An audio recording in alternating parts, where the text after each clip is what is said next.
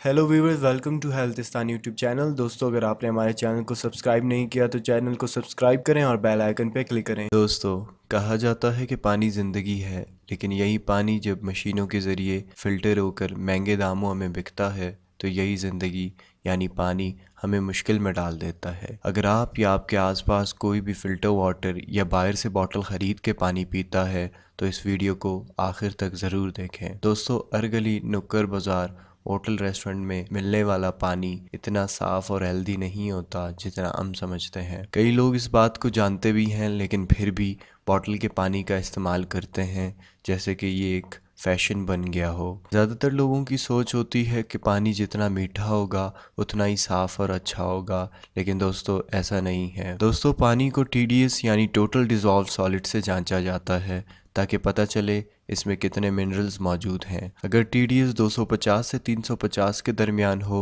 तो ये सबसे अच्छा है, या अगर 200 से 400 तक की रेंज में हो तब भी अच्छा है। दोस्तों, बाहर मिलने वाले बॉटल पानी में TDS बहुत कम होता है और 150 से कम TDS वाले पानी में ज़रूरी मिनरल्स की मिकदार बहुत कम होती है। अक्सर टेस्ट में ज़्यादा मीठा लगने वाला पानी 100 TDS से भी कम होता है और 100 TDS से कम वाला पानी हमारे दिल के सेहत के लिए बहुत नुकसानदेह होता है। ज़्यादातर इससे हार्ट फेल होने का खतरा बढ़ जाता है। इसके अलावा TDS वाला पानी हमारे बालों की ग्रोथ और जिस्म पर बहुत बुरा असर डाल देता है। पानी जब फिल्टर होकर साफ होता है तो इसमें 90% मिनरल्स निकल जाते हैं। इसी तरह बॉटल में पानी भरने से पहले ही रिवर्स में फिल्टर किया जाता है, तो पानी बॉटल में जाने से पहले ही अपने सारे मिनरल्स खो देता है, लेकिन फिर भी बॉटल में मिलने वाले पानी को मिनरल वाटर कहा जाता है। दोस्तों, क्या आप जानते हैं कि आम मिलने वाले पानी में मैग्नीशियम और आयरन भी पाया जाता है, जो कि हमारी हड्डियों, पेट और दिमाग के लिए बहुत ज़रूरी है,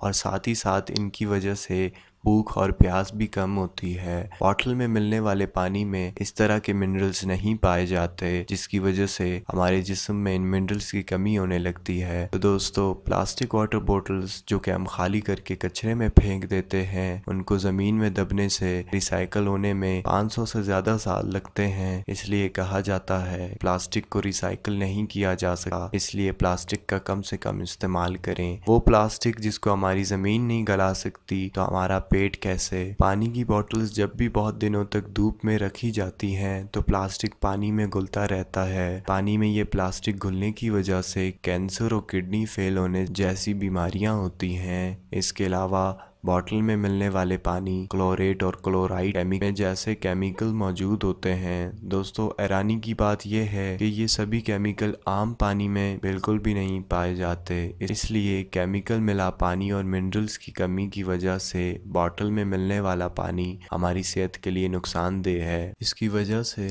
बालों का झड़ना, गंजापन, दांतों की कमज़ोरी, चेहरे पर झुर्रियाँ और पेट की बहुत सी बीमारियां होना शुरू होती हैं। ऐसे में सवाल उठता है कि आखिर क्या करें। अगर आप घर में RO इस्तेमाल करते हैं तो उस RO को TDS 250 से 350 तक करवाएं। बॉटल में मिलने वाला पानी कम से कम इस्तेमाल करें और हो सके तो पूरी तरह ही बंद कर दें, क्योंकि बॉटल का पानी न सिर्फ नुकसानदेह है बल्कि और भी बहुत सी बीमारियों की वजह बनता है। अगर कीमत के लिहाज से देखा जाए तो पानी के 90% चार्जेस की बॉटल के होते हैं और 10% पानी के, लेकिन असल में बॉटल का पानी सिर्फ 2 रुपए का होता है। तो दोस्तों, इसलिए ज़्यादा से ज़्यादा मिट्टी के बर्तन या स्टील के गिलास में पानी पिया करें। मिट्टी के बर्तन की खास बात यह है कि ये एक फ़िल्टर की तरह काम करता है। अगर इसमें ज़्यादा TDS वाला पानी डाला जाए तो इसमें मिनरल्स कम कर देता है, और अगर कम वाला मिलाया जाए तो ज़्यादा कर देता है। दोस्तों, पानी का इस्तेमाल हमारी ज़िंदगी के लिए बेहद ज़रूरी है, लेकिन अगर पानी का इस्तेमाल ठीक तरह से किया जाए तो यही पानी दवाई से ज़्यादा असरदार होता है। इसी के साथ साथ